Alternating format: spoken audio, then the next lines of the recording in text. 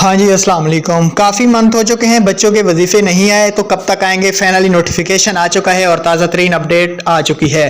Video पूरी देखना। उससे पहले भैया, अगर आप घर बैठे पैसा कमाना चाहते हो बगैर इन्वेस्टमेंट के, तो नीचे दिए गए व्हाट्सएप ग्रुप को ज्वाइन कीजिएगा और अच्छा सा कमेंट कर देना। चले आज की वीडियो को शुरू कर लेते हैं। बेनज़ीर इनकम सपोर्ट प्रोग्राम में जो खवातीन अहल हैं, पहले से पैसे ले रही हैं, उनके बच्चों के वजीफे जनवरी में आएंगे।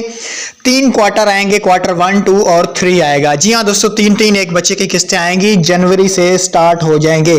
और जिन खवातीन का PMT स्कोर ज्यादा हो गया है, उनको बच्चों के पैसे तो मिलेंगे, लेकिन उनको अपनी किस्त नहीं दी जाएगी जनवरी से। अभी जो आने वाली किस्त है वो उनको दी जाएगी। जिनका PMT स्कोर या नैल हो चुकी हैं, उनको बच्चों के पैसे जरूर दिए जाएंगे। उम्मीद है आज की वीडियो आपको जरूर अच्छी लगी होगी। तो इंशाल्लाह एक नेक्स्ट वीडियो में मिलेंगे, तब तक दीजिएगा इजाजत। अल्लाह हाफिज, टेक केयर।